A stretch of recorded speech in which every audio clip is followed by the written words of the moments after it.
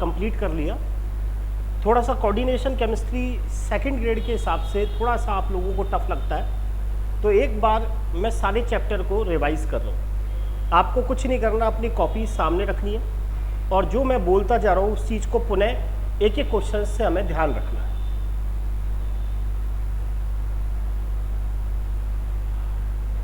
वही क्वेश्चंस एक बार वापस बोलूँगा, आपको पुनः उन क्वेश्चंस को देखना है कि अगर कोऑर्डिनेशन केमिस्ट्री पर क्वेश्चंस बनते हैं तो इस तरीके के क्वेश्चंस कोऑर्डिनेशन केमिस्ट्री पर बनते हैं। वैसे मैं आपको सारे क्वेश्चन एक बार करा चुका, लेकिन ये मान लो ये वन शॉट क्लास है, जिससे आपको एक बार चैप्टर का पूरा पुनः आइडिया लग जाएगा। हर क्वेश्चन को ध्यान से सुनेंगे और हर क्वेश्चन का आंसर देने की कोशिश करेंगे। मन में आपको आता भी हो तो भी एक बार कॉपी को सामने रख के बात करेंगे। फिर कल से अपन पी ब्लॉक स्टार्ट कर देंगे। ठीक है।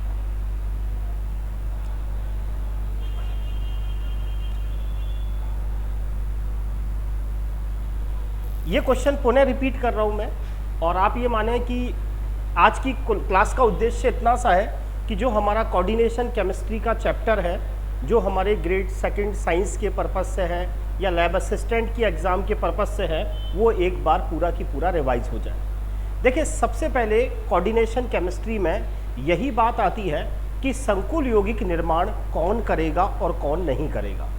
आखिरकार संकुल यौगिक के निर्माण के लिए क्या क्या शर्तें होंगी। अब जब भी आप कोऑर्डिनेशन केमिस्ट्री की बात करते हैं, संकुल यौगिक की बात करते हैं, तो हमारे दिमाग में दो चीज़ें आती हैं। एक बात तो हमारे दिमाग में आती है धातु आयन, और दूसरी चीज आप सबके दिमाग में आती है लिगेंड्स। सबको पता होता है लिगेंड्स के पास पूर्ण भरे कक्षक है, धातु आयन के पास हमें पता है खाली कक्षक है। अब कोऑर्डिनेशन कंपाउंड कब अच्छा बनेगा? नंबर एक बात, इस धातु आयन के पास खाली कक्षक होने चाहिए। तो हमसे पहला क्वेश्चन यही पूछा है कि कोऑर्डिनेशन कंपाउंड अगर आप बनाना चाहते हैं तो कौन सी शर्त आवश्यक नहीं है। पहली बात, इस मेटल के रेस्पेक्ट में तीनों प्रॉपर्टीज पूछ रहा है, यही क्वेश्चन पूछा जाता है। इस क्वेश्चन को लैब असिस्टेंट के एग्जाम में इस प्रकार से पूछा गया कि जब हम कोऑर्डिनेशन केमिस्ट्री पढ़ते हैं या जब हम कोऑर्डिनेशन कंपाउंड बनाते हैं तो ज़्यादातर जो मेटल आयन होते हैं वो डी ब्लॉक के धातु आयन होते हैं। जैसे जितने भी हमने संकुल यौगिक बनाए, या तो वो कोबाल्ट+3 के बनाए, या हमने Fe+2 के बनाए, या हमने Fe+3 के बनाए, हमने कॉपर+1 के बनाए, हमने कॉपर+2 के बनाए। जब भी आप कोऑर्डिनेशन केमिस्ट्री में संकुल यौगिकों को बनाने की कोशिश करते हैं तो आप जो मेटल आयन लेते हैं वो कभी S ब्लॉक का नहीं लेते। वो मेटल आयन बोलो S ब्लॉक का लेते हैं, डी ब्लॉक का, डी ब्लॉक का। उसका रीजन नंबर 1 क्या है? डी ब्लॉक के जो धातु आयन्स होते हैं उनके अंदर वैकेंट डी ऑर्बिटल होता है। दूसरा चीज क्या होती है, इस धातु आयन का आकार जितना छोटा होगा ये लिगेंड को उतना ज्यादा अपनी ओर क्या करेगा, आकर्षित करेगा। तो मेटल आयन के अंदर 3 प्रॉपर्टीज होनी चाहिए। पहली बात, मेटल आयन का आकार छोटा होना चाहिए। अब आकार कब छोटा होगा मेटल का? जब उसके ऊपर ज्यादा से ज्यादा पॉजिटिव चार्ज होगा। जितना पॉजिटिव चार्ज होगा उसका आकार उतना ही छोटा होता जाएगा। तो मैंने कहा था कोऑर्डिनेशन कंपाउंड बनाने के लिए जो ये मेटल आयन लिए जाते हैं वो कभी S ब्लॉक के नहीं लिए जाते। क्यों नहीं लिए जाते? क्योंकि S ब्लॉक की मेटल आयन का आकार बड़ा होता है। कौन से कंपाउंड लिए जाते हैं? डी ब्लॉक की मेटल आयन ली जाती है। रीजन नंबर 1 क्या? मेटल आयन का कैसा आकार है? छोटा आकार है। छोटा आकार तभी होगा जब उसके ऊपर ज़्यादा से ज़्यादा कैसा चार्ज अवेलेबल होगा? पॉजिटिव चार्ज अवेलेबल होगा। तीसरी बात, इसके अंदर क्या प्रेजेंस है? वैकेंट डी ऑर्बिटल प्रेजेंस है। ये 3 प्रॉपर्टी होने के कारण जो संकुल यौगिक हैं वो ज़्यादातर कौन से ब्लॉक के आयंस के बनते हैं? डी ब्लॉक के आयंस के बनते हैं। अब आप अपनी कॉपी को सामने रखेंगे, पढ़ेंगे कि संकुल जब निर्माण होता है तो उसके लिए क्या 3 प्रॉपर्टीज मेटल आयन में होनी चाहिए। तो हम कहेंगे नंबर 1, मेटल आयन का आकार छोटा होना चाहिए। खुद ही सोचेंगे एस ब्लॉक की यहाँ मेटल आयन क्यों नहीं लेते? क्योंकि एस ब्लॉक के मेटल आयन का आकार बड़ा होता है। मेटल आयन का आकार छोटा कब होगा? जब इसके ऊपर ज़्यादा से ज़्यादा पॉजिटिव चार्ज होगा। कोबाल्ट के ऊपर +3 चार्ज पड़ा, Fe+3 चार्ज ज़्यादा चार्ज है। चार्ज ज़्यादा होगा तो उसके पास ज़्यादा से ज़्यादा वैकेंट डी ऑर्बिटल अवेलेबल होंगे। तो 3 प्रॉपर्टीज जरूरी है मेटल आयन की। मेटल आयन का छोटा आकार, मेटल आयन पर चार्ज डेंसिटी ज़्यादा होना, और तीसरी चीज़ इसमें वैकेंट डी ऑर्बिटल होना, इसीलिए इस क्वेश्चन का आंसर 4 जाता है। सेकंड नंबर पर मैंने आपको डिफरेंट टाइप के संकुल यौगिक बताए हैं, कॉपी को सामने रखेंगे। मैंने क्लासिफिकेशन बताया है कि जो ये कोऑर्डिनेशन कंपाउंड है ये कितने तरह के हो सकते हैं। सबसे पहले मैंने कहा कोऑर्डिनेशन कंपाउंड 2 तरह के मेन बताए थे, एक होमोलैप्टिक कॉम्प्लेक्स और एक क्या बताया था, हेट्रोलैप्टिक कॉम्प्लेक्स। अगर आपको दिखाई दे कि जो मुझे संकुल यौगिक दिखाई दे रहा है, अगर उसके अंदर मुझे एक ही प्रकार का लिगैंड दिखाई दे तो उसको होमोलैप्टिक कहते हैं। होमो मतलब एक प्रकार का, लैप्टिक यानी लिगैंड। जिस संकुल में एक प्रकार का लिगैंड दिखाई दे वो होमोलैप्टिक कॉम्प्लेक्स कहलाता है। यहाँ आपसे सेकंड ग्रेड 2018 में पूछा गया इनमें से हेट्रोलैप्टिक कॉम्प्लेक्स कौन सा है, तो सीधी सी बात है, यहाँ एक प्रकार का लिगैंड साइनो है, यहाँ एक प्रकार का लिगैंड क्लोरो है, यहाँ एक प्रकार का लिगैंड एमिनो है, लेकिन यहाँ 2 प्रकार के लिगैंड है, एमिनो और क्लोरो। जब मुझे संकुल यौगिक के समन्वयी क्षेत्र में एक से अधिक प्रकार के लिगैंड दिखाई दें तो उस कॉम्प्लेक्सेस को हम क्या कहते हैं, हेट्रोलैप्टिक कॉम्प्लेक्स कहते हैं। समझ में आ गया होगा। नेक्स्ट क्वेश्चन की बात करें, जो आपको मैंने पढ़ाया उसके अंदर सबसे पहला पेज में यही बताया कि जो योगात्मक यौगिक होते हैं ये 2 प्रकार के होते हैं। कॉपी का पन्ना सामने खोल के रखेंगे, जब रिवीजन करेंगे तब हमने सबसे पहला पॉइंट डाला कॉपी के अंदर कोऑर्डिनेशन कंपाउंड पढ़ाते समय एडिशन कंपाउंड क्या होते हैं। तो हमने कहा 2 या 2 से अधिक कंपाउंड्स को जब आप मिलाओगे तो जो कंपाउंड बनते हैं उनको एडिशन कंपाउंड या मॉलिक्यूलर कंपाउंड कहा जाता है। फिर कहा ये एडिशन कंपाउंड 2 तरह के होते हैं, एक बताया था डबल सॉल्ट और दूसरा क्या बताया था, कोऑर्डिनेशन कंपाउंड। डबल सॉल्ट के आपको कॉपी में 3 एग्जाम्पल बताए हैं। पहला एग्जाम्पल मैंने कार्निलाइट बताया है, KCl MgCl2.6H2। दूसरा मैंने आपको फेरस अमोनियम सल्फेट बताया है जिसको मोहर लवण कहते हैं, FeSO4 NH4 का स्क्वायर SO4.6H2O। नीट में पूछा जा चुका जो आपका फेरस अमोनियम सल्फेट होता है, जो आपका मोहर लवण होता है, उसमें कितने क्रिस्टलीय जल के अणु होते हैं, 6। तीसरा आपको मैं बता चुका पोटेशियम एल्युमिनियम सल्फेट, फिटकरी जिसे आप कहते हैं, इसमें 24 जल के अणु हैं। ये तीनों एडिशन कंपाउंड ऐसे होते हैं जो डबल सॉल्ट होते हैं। डबल सॉल्ट वो एडिशन कंपाउंड है जिनका अस्तित्व केवल ठोस अवस्था में होता है, पानी में डालने पर पूर्ण रूप से आयनित हो जाते हैं और उन सभी आयनों का परीक्षण देते हैं जिनसे मिलकर ये बने हुए हैं। यहाँ आपको दिख रहा है कि इसके अंदर कोऑर्डिनेशन कंपाउंड ये होगा। क्यों होगा कोऑर्डिनेशन कंपाउंड, यही पूछा गया। ये डबल सॉल्ट है, ये डबल सॉल्ट है, ये डबल सॉल्ट है। चौथा वाला कंपाउंड कोऑर्डिनेशन कंपाउंड है। कोऑर्डिनेशन कंपाउंड की पहचान ये होगी कि उसके अंदर कोऑर्डिनेशन स्फीयर दिखाई देगा, उसमें मुझे समन्वयी क्षेत्र दिखाई देगा। समन्वयी क्षेत्र क्या है, समन्वयी क्षेत्र वो क्षेत्र है जो धातु आयन और लिगैंड से मिलकर बना होता है। आगे समझ में। अगला क्वेश्चन, हमने लिगैंड्स का क्लासिफिकेशन पढ़ा, हमने पढ़ा लिगैंड्स क्या होते हैं, हमने पढ़ा लिगैंड्स का काम है लॉन पेयर को देना। अगर किसी लिगैंड्स में एक दाता परमाणु है तो वो मोनोडेंटेड लिगैंड कहलाता है, 2 दाता परमाणु है तो बाइडेंटेड लिगैंड कहलाता है। अगर उसके अंदर 6 दाता परमाणु है तो हमने उसको सटदंतुक लिगैंड कहा था, जिसका एग्जाम्पल EDTA-4 था, एथिलीन डाइएमीन टेट्रा एसीटेटो आयन था।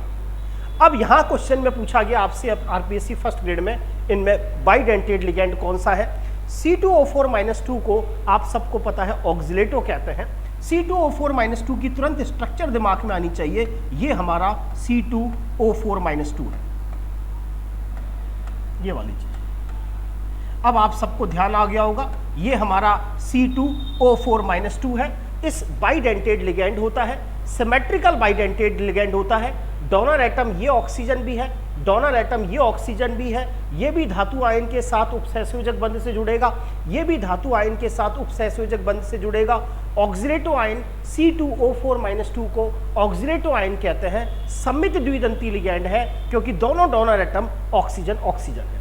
यहाँ आपको पता है, यहाँ मेथिल साइनाइड, इसके अंदर डोनर एटम आप सबको दिखाई दे रहा होगा, नाइट्रोजन है, इसीलिए ये मोनोडेंटेड लिगैंड है। मेथिल एमीन के अंदर आपको पता है डोनर एटम केवल कौन होता है, नाइट्रोजन, ये मोनोडेंटेड लिगैंड है। ब्रोमो, क्लोरो, फ्लोरो, हाइड्रोक्सो, इनमें तो स्पष्ट दिख रहा है एक ही एटम है जो लॉन पेयर देगा, इसीलिए ये भी मोनोडेंटेड लिगेंड है, ये भी मोनोडेंटेड लिगेंड है, ये भी मोनोडेंटेड लिगेंड है। C2O4-2 याद रखेंगे, C2O4-2 इसे बाइडेंटेड लिगेंड कहते हैं। और कौन सा बाइडेंटेड लिगेंड है ये? ऑक्सिलेटो कहा जाता है। क्या कहा जाता है? ऑक्सिलेटो। बेल के ऊपर -2, OX के ऊपर -2, बेल के ऊपर 2 -2 चढ़ा दो, ये ऑक्सिलेटो है। इनमें से न्यूट्रल लिगेंड कौन सा है? लिगेंड का क्लासिफिकेशन पढ़ा, लिगेंड कैसा भी हो सकता है। लिगेंड का काम तो लॉन पेयर देना है। लिगेंड उदासीन भी हो सकता है, लिगेंड पॉजिटिव भी हो सकता है, लिगेंड नेगेटिव भी हो सकता है। ऑक्सिलेटो आप सबको पता है C2O4-2 ऑक्सिलेटो है, स्पष्ट दिखाई दे रहा है, नेगेटिव लिगेंड है, बाइडेंटेड लिगेंड है, द्विदंतिक लिगेंड है। 2 ऑक्सीजन जो होते हैं वो लॉन पेयर देने का काम करते हैं। क्लोरो आप सबको पता है Cl- वैसे तो क्लोराइड आयन कहलाता है, लेकिन जब ये लिगेंड का काम करता है तो इसे क्लोरो कहते हैं, मोनोडेंटेड लिगेंड है। हाइड्रोक्सो OH- हाइड्रोक्सो है, इसके अंदर डोनर एटम आपका ऑक्सीजन है, ये भी मोनोडेंटेड लिगेंड है। ये ऋणावेशित लिगेंड है, ये ऋणावेशित लिगेंड है, ये ऋणावेशित लिगेंड है। एमीन आपको पता है, अमोनिया जब लिगेंड का काम करता है तो उसे एमीन कहा जाता है। और यहाँ एमीन कैसे लिगेंड का काम कर रहा है? मोनोडेंटेड लिगेंड का, साथ ही साथ उदासीन लिगेंड पूछा गया है, इसीलिए आंसर 4 होगा। नेक्स्ट क्वेश्चन, इनमें बाइडेंटेड लिगेंड कौन सा है? इनमें एम्बीडेंटेड लिगेंड कौन सा है?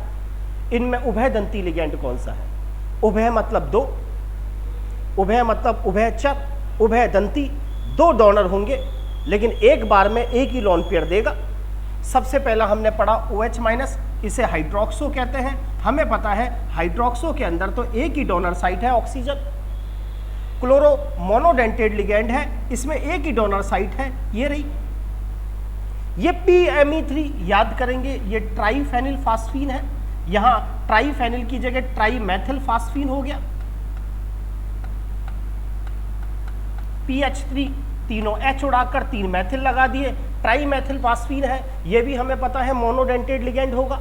एक दंती लिगेंड थायोसाइनेटो याद करेंगे, थायोसाइनेटो उभयदंती लिगेंड है, इसमें 2 डोनर साइट है, नाइट्रोजन भी डोनर साइट है, सल्फर भी डोनर साइट है, एक बार में एक ही देगा। जब सल्फर देता है तो थायोसाइनेटो बोलते हैं, और नाइट्रोजन देता है तो आइसोथायोसाइनेटो बोलते हैं। जब भी आप फन शॉर्ट में पढ़ेंगे तो इसी तरीके से पढ़ेंगे, इस वीडियो को सामने रखेंगे, कॉपी को सामने रखेंगे, फटाफट फटाफट फटाफट इससे रिवाइज होगा। अगला हमने डेफिनेशन पढ़ी थी कि लुईस के अनुसार लिगेंड्स क्या होते हैं। तो हमने पढ़ा था कि जो धातु आयन होते हैं वो लुईस अम्ल है और लिगेंड्स लुईस क्षार है। लिगेंड का काम लॉन पेयर डोनेट करना है। लुईस ने जो अपनी थ्योरी दी है वो लॉन पेयर के बेस्ड पर दी है। लुईस के अनुसार वो जो इलेक्ट्रॉन युग्म ग्रहण करता है वो लुईस अम्ल कहलाता है। वो धातु आयन है वो लॉन पेयर को ग्रहण करने का काम करता है। वो कहता है लॉन पेयर तू आजा, तो धातु आयन लुईस अम्ल का काम करता है। और लिगेंड आप सबको पता है किसका काम करता है? लुईस क्षार का काम करता है। अगला क्वेश्चन, ये वाले जो क्वेश्चन हैं ये सारे के सारे क्वेश्चन वर्नर थ्योरी पर आधारित है। थोड़ा सा जब पढ़ेंगे रिवाइज करेंगे। वर्नर थ्योरी क्या कहती है? वर्नर थ्योरी ये कहती है कि जो समन्वयी क्षेत्र में जो धातु आयन है उसकी 2 प्रकार की बैलेंसी है।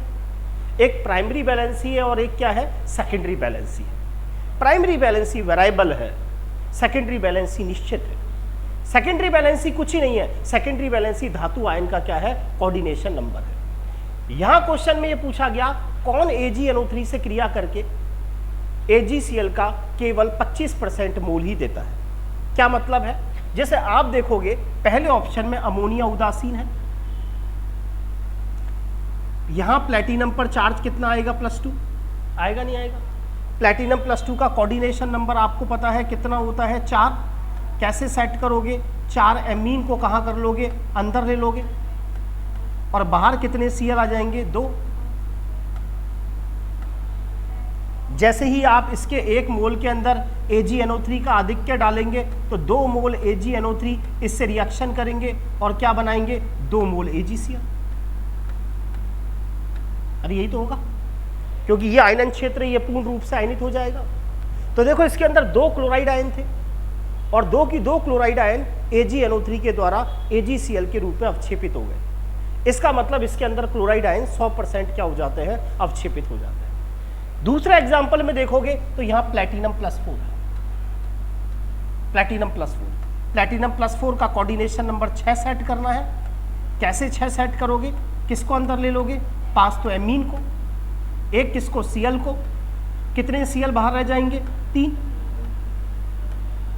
अब इसके अंदर इसके 1 मोल में AgNO3 का 3 AgNO3 का आधिक्य डालोगे तो यहाँ ये कितने मोल क्लोराइड आयन देगा, 3 मोल, जो 3 मोल AgNO3 से रिएक्शन करके क्या बना लेंगे, 3 मोल AgCl के बना लेंगे।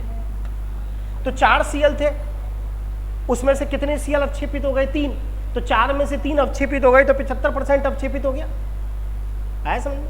इसी तरीके से इसमें देखोगे तो प्लैटिनम प्लस 4, 4 एमीन को अंदर ले लोगे, 2 Cl को अंदर ले लोगे, बाहर 2 Cl रहेंगे, तो 4 Cl में से कितने Cl अवक्षेपित होंगे, 2, तो ये तो 50% अवक्षेपित हुआ। इसके अंदर प्लैटिनम प्लस 4 है, 3 एमीन अंदर आ जाएंगे, 3 Cl अंदर आ जाएंगे, बाहर कितना Cl रहेगा, 1, तो 4 में से कितना Cl अवक्षेपित हुआ, 1, तो कितना परसेंट इसमें अवक्षेपित होगा, 25%। उम्मीद करता हूं लाइव वालों को भी सबको समझ में आ रहा होगा। अगला क्वेश्चन, आरपीएससी सेकंड ग्रेड 2014, एक आपको संकुल यौगिक का अणुसूत्र दे रखा है COCl3.4NH3। इसमें हम AgNO3 डालते हैं तो आपको यह बताना है कि AgCl के कितने मोल अवक्षेपित होंगे। सबसे पहले आपको दिखाई दे रहा है यहाँ कोबाल्ट +3 है, क्योंकि अमोनिया तो उदासीन है, 3 Cl के कारण -3, तो कोबाल्ट +3 है। अब कोबाल्ट +3 का कोऑर्डिनेशन नंबर कितना, 6 ही तो होता है। तो कैसे सेट करोगे, कोबाल्ट के साथ बोलो कितने एमीन अंदर आ जाएंगे, 4, साथ में कितने Cl अंदर आ जाएंगे, 2, बाहर कितना Cl रहेगा, केवल 1, क्योंकि कोबाल्ट +3। कोऑर्डिनेशन नंबर 6 सेट करो। हमेशा कैसे सेट करते हैं, पहले उदासीन लिगैंड से पेट भरते हैं, जब उदासीन का काम हो जाता है फिर ऋणात्मक का नंबर लेते हैं। अब इसमें आप AgNO3 डालोगे तो बताओ आपको इसमें AgCl का कितना मोल मिलेगा, और इसके अंदर AgNO3 का डालोगे तो इसके अंदर AgCl का कितना मोल मिलेगा, 1 मोल। समझ में आया? नेक्स्ट क्वेश्चन, जलीय विलयन में 1 मोल COCl3.4NH3 का दे रखा है। जब हम इसमें AgNO3 डालते हैं तो हमें केवल AgCl का 1 ही मोल प्राप्त होता है। तो यहाँ धातु आयन की सेकेंडरी बैलेंसी पूछ रहा है।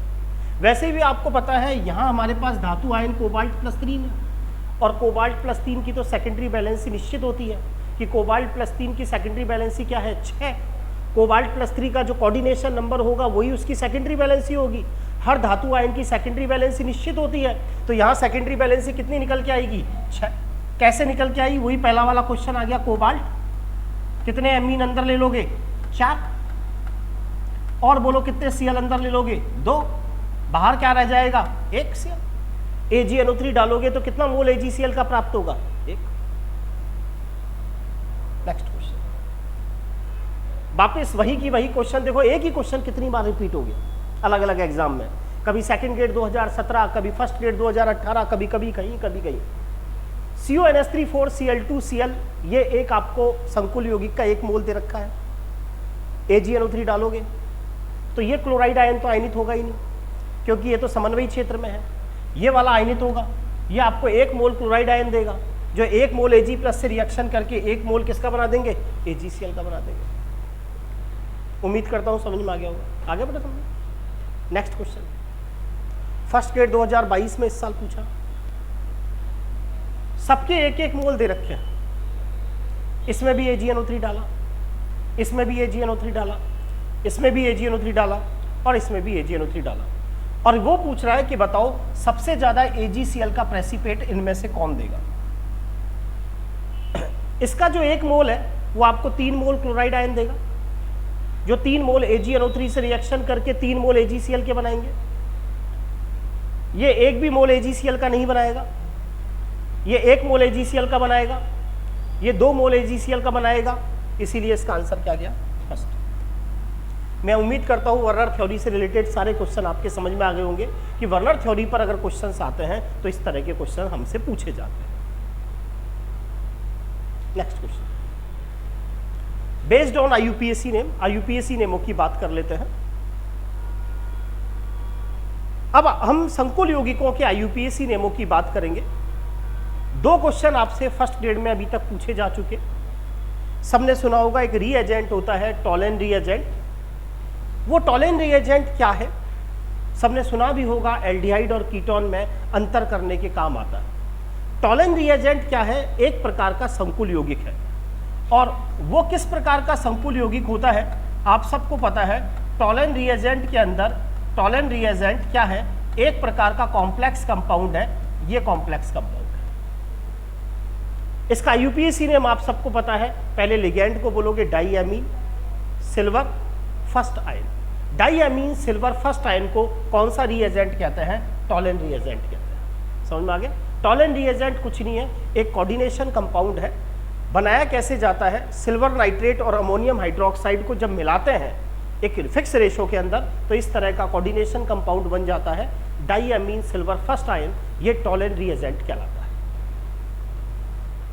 हाल में फर्स्ट ग्रेड 2014 में पूछा गया। IUPAC नेम आपको बताना है। हमें पता है सबसे पहले हम इसके 2 टुकड़े कर लेंगे। ये इसको चाहता है, ये इसको चाहती है। K plus Zn OH4 -2। Zinc पर ऑक्सीडेशन नंबर X -4 बराबर -2, X बराबर +2। वैसे भी पता है आपको जिंक +2 होता है। समझ में आ गया? इसको क्या बोलेंगे? पोटेशियम। डाई पोटेशियम नहीं बोलते, पोटेशियम बोलते हैं। कभी सरल धनायन की संख्या का उल्लेख नहीं करते तो ये तो वैसे गलत हो गया। पोटेशियम। इसके अंदर हमें पता है लिगेंड्स को पहले बोलना है। OH- को हमें पता है हाइड्रोक्सो बोलते हैं। कितने हाइड्रोक्सो हैं? टेट्राहाइड्रोक्सो। जब आपका संकुल आयन ऋणायन हो तो धातु आयन के अंत में 8 लग जाता है। नाम बना टेट्राहाइड्रोक्सो जिंकेट। और जिंक पर ऑक्सीडेशन नंबर कितना? सेकंड। तो इसीलिए इसका answer 4 potassium tetrahydroxo zincate second. Next question, second grade 2022 में पूछा गया इस साल आपसे। आपको कहा गया कि आपको उल्टा पूछ लिया। आपको IUPAC नेम दे दिया और आपसे कहा अब संरचना बनाएं। तो देखो कैसे बनाएंगे। सबसे पहले आप ये सोचेंगे ट्रिस एथेन 1,2 डाईएमीन। अब आपको ये पता होना चाहिए एथेन 1,2 डाईएमीन क्या है? EN, जिसे आप एथिलीन डाईएमीन कहते हो।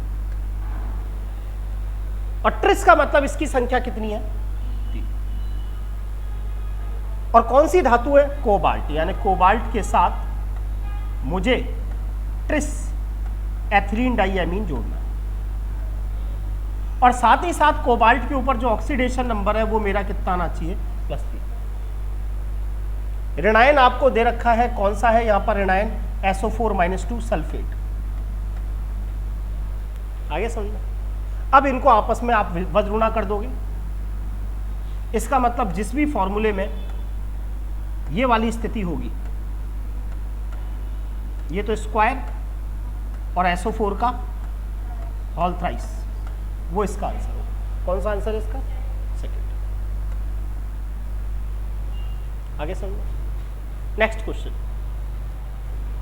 फर्स्ट ग्रेड 2022 में हाल में पूछा गया था नेस्टर अभिकर्मक क्या है?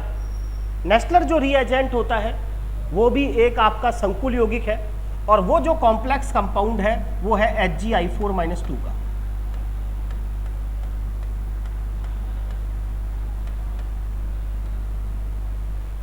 IUPAC नेम आराम से बना दोगे। पहले लिगेंड को बोलेंगे टेट्राआयोडो, क्योंकि कॉम्प्लेक्स आयन ऋणायन है तो मर्क्यूरेट।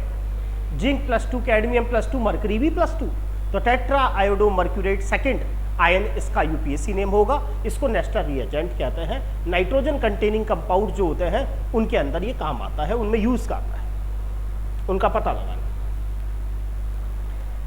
इनमें से वो कौन सा कंपाउंड है जो अनुचुंबकीय भी हो और कलर्ड भी हो? मेरे हिसाब से आपको पढ़ने का तरीका समझ में आ रहा होगा कैसे एग्जाम के टाइम पे पढ़ना है। कॉपी को सामने रखना है और फिर हमें पढ़ना है। इनमें से वो कौन सा यौगिक है जो अनुचुंबकीय भी हो और साथ में कलर्ड भी हो? तो देखो, अनुचुंबकीय के लिए तो सीधी सी पहचान ये होती है कि उसमें अयुग्मित इलेक्ट्रॉन होना चाहिए। जो उसकी मेटल आयन है उसमें अयुग्मित इलेक्ट्रॉन होना चाहिए, तब वो अनुचुंबकीय होगा। अगर आप पोटेशियम डाइक्रोमेट में देखोगे तो यहाँ क्रोमियम +6 फॉर्म में है, और क्रोमियम +6 में से तो D0 विन्यास होता है, तो इसका मतलब ये तो अनुचुंबकीय हो ही नहीं सकता। वो बात अलग है कि पोटेशियम डाइक्रोमेट होता प्रतिचुंबकीय है लेकिन कलर्ड होता है। क्यों कलर्ड होता है? याद करें, पोटेशियम डाइक्रोमेट नारंगी रंग का क्यों होता है? रीजन बताया था, चार्ज ट्रांसफर स्पेक्ट्रा के कारण। लेकिन ये अनुचुंबकीय नहीं है, ये प्रतिचुंबकीय। इसी तरीके से अगर आप यहां पर देखेंगे तो कॉपर +1 है, कॉपर +1 में D10 विन्यास है, D10 विन्यास में एक भी अयुग्मित इलेक्ट्रॉन नहीं है, तो ये भी प्रतिचुंबकीय हो गया। यहां अगर आप देखेंगे, इसके अंदर अगर आप देखेंगे, इसमें टाइटेनियम पर ऑक्सीडेशन नंबर कितना आएगा? TiCl6, ये इधर चल जाएगा -2, तो यहां टाइटेनियम +4 आएगा, और टाइटेनियम +4 का भी विन्यास क्या होता है? D0 विन्यास, तो ये भी प्रतिचुंबकीय हो गया। यहां अगर आप देखेंगे तो ये SO4 है, SO4 में अगर देखेंगे तो वेनेडियम पर O पर चार्ज आया है -2, O -2, सल्फेट भी -2, वेनेडियम कितना है? +4। समझ में आया? वेनेडियम का परमाणु क्रमांक आप सबको पता है कितना होता है? 23। कॉन्फ़िगरेशन क्या होता है? आर्गन 18, 4s2 20 और 3d। कितने इलेक्ट्रॉन चले गए? 4, तो भी इसमें एक अयुग्मित इलेक्ट्रॉन है, इसीलिए अनुचुंबकीय भी है और साथ में कैसा है? कलर्ड। अगला क्वेश्चन, ये क्वेश्चन मैं करा चुका हूं। निकिल टेट्रा कार्बोनिल sp3 संकरण, कॉपी को देखेंगे। कार्बोनिल के प्रभाव में वैसे तो निकिल का कॉन्फ़िगरेशन होता है 3d8 4s2। जब भी ऐसे क्वेश्चन आ जाएं, सबसे पहले कोऑर्डिनेशन नंबर को पहचान लें। कोऑर्डिनेशन नंबर 4, तो या तो संकरण dsp2 या sp3। लेकिन याद करेंगे, कार्बोनिल प्रबल लिगैंड है, निकिल का वैसे विन्यास 3d8 4s2 है, लेकिन प्रबल लिगैंड के चक्कर में d8 और 4s सारे के सारे इलेक्ट्रॉन युग्मित हो जाते हैं। आ रहा है ध्यान? कॉपी में देखो। और निकिल टेट्रा कार्बोनिल में आपको बता चुका संकरण कौन सा होता है? sp3। आगे ध्यान, कॉपी को देखते। पेंटा कार्बोनिल आयरन में अगर आप देखोगे तो संकरण कौन सा आएगा? dsp3। देखो dsp3 आ रहा है क्या? आ रहा है क्या? कॉपी देखो, VBT में देखो, निकिल टेट्रा कार्बोनिल में sp3, शेष वालों में dd पहले आता है। आ रहा है? करा रखा है। और हेक्सा कार्बोनिल क्रोमियम में खुद ही देखोगे तो क्या निकल के आएगा? D2sp3। कराऊं या समझ में आ गया? अरे हो गया, नहीं हो गया? अगला क्वेश्चन, निकिल टेट्रा कार्बोनिल अच्छे से याद हो जाना चाहिए। निकिल टेट्रा कार्बोनिल कितनी ही बार आएगा? संकरण sp3 होगा। कितनी ही बार बता चुका, निकिल टेट्रा कार्बोनिल की आकृति कैसी है? चतुष्फलकीय है, क्योंकि sp3 संकरण। आरपीएससी फर्स्ट ग्रेड 2014 में पूछा, हेक्सासाइनो कोबाल्टेट थर्ड आयन है, ज्यामिति बतानी है, कोबाल्ट पर संकरण बताना है। कोऑर्डिनेशन नंबर 6, तो या तो संकरण sp3d2 या d2sp3, तो ये दो तो वैसे ही गलत हो गए। समझ में आया? जिसका कोऑर्डिनेशन नंबर 6 होता है उसकी आकृति अष्टफलकीय या वर्गाकार द्विपिरामिड। यहां आपको पता है धातु आयन कौन सा है? Cobalt +3, x - 6 = -3। कोबाल्ट +3, कोबाल्ट का परमाणु क्रमांक 27, विन्यास आएगा आर्गन और फाइनली 3d6। वैसे विन्यास होता है 3d7 4s2, लेकिन 3 इलेक्ट्रॉन चले गए तो 3d6। साइनो कैसा लिगैंड है? प्रबल। प्रबल लिगैंड के प्रभाव में आप 3d6 कैसे भरेंगे? d1, d2, d3, d4, d5, d6। क्योंकि कोबाल्ट +3 को किस बात की ठेकेदारी दे रखी है कि लाला तुझे 6 खाली कक्षा को उपलब्ध कराना है। साइनो प्रबल लिगैंड है, प्रबल लिगैंड है तो वो इलेक्ट्रॉन को क्या कर देगा? पेयर्ड कर देगा।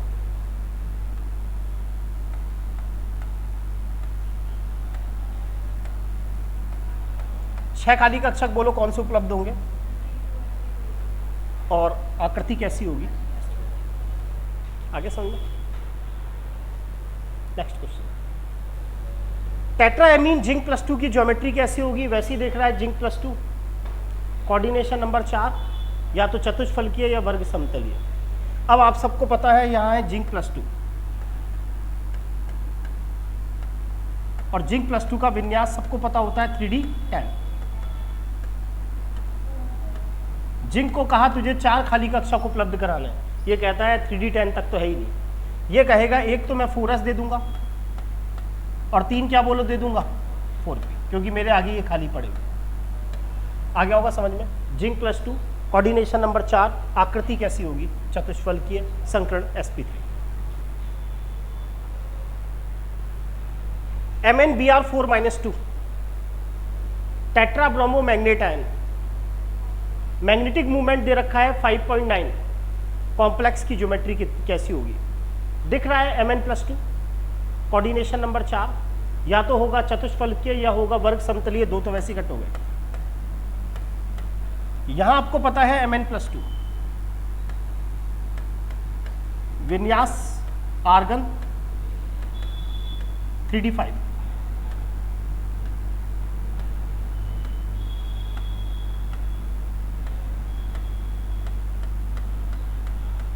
Mn+2 को ठेकेदारी है कि 4 खाली कक्षा को उपलब्ध करा, क्योंकि धातु आयन का काम है खाली कक्षा को उपलब्ध कराना। कितने कमरे उपलब्ध कराएगा, जितना कोऑर्डिनेशन नंबर होगा, 4 उपलब्ध कराए। अब ब्रोमो तो वीक लिगैंड है, हेलो तो वीक होते हैं, वीक लिगैंड पेयरिंग करेंगे नहीं। अब यहाँ तो खाली है नहीं, आगे खाली होगा, तो कौन कौन सा खाली होगा, एक तो S और 3 क्या होंगी P, तो समझ में आ गया होगा। इसकी ज्यामिति भी कैसी होगी आपकी चतुष्फलक, और 5 अयुग्मित इलेक्ट्रॉन है, इसीलिए इसका चुंबकीय आघूर्ण कितना निकलेगा 5.92 बोर मैग्नेटॉन। फॉर्मूला सर आपने क्या लगाया, फॉर्मूला वही लगाया, म्यू स्पिन बराबर क्या √n+2, यूनिट क्या निकाली बोर मैग्नेटॉन, n अयुग्मित इलेक्ट्रॉनों की संख्या। हाल में सेकंड ग्रेड 2022 में क्वेश्चन आया हेक्साएमीन कोबाल्ट +3, और पूछा गया कि इसका चुंबकीय आघूर्ण निकालिए। कोबाल्ट +3 अभी भी बताया था, ये तो रट जाना चाहिए। कोबाल्ट +3 परमाणु क्रमांक 27, कोबाल्ट +3 का कॉन्फ़िगरेशन रट जाना चाहिए 3D6। दिख रहा है एमीन प्रबल लिगैंड,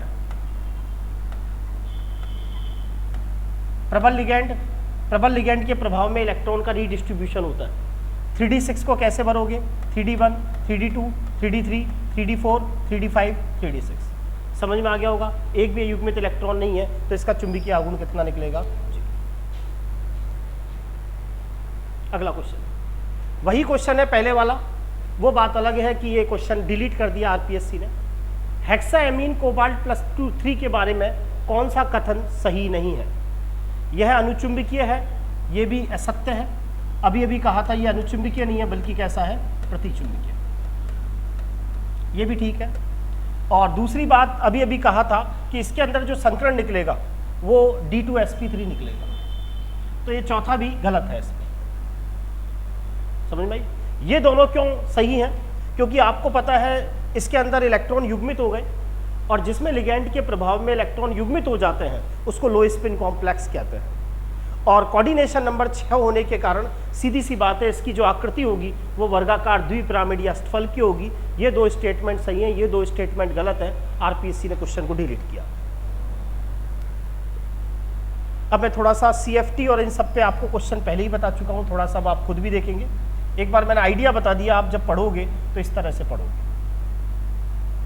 अब जो बचा हुआ है वो देख लेते हैं कल का। ये तो आपको यहाँ तक तो मैंने बता दिया था ना बेटा, ये तो सब।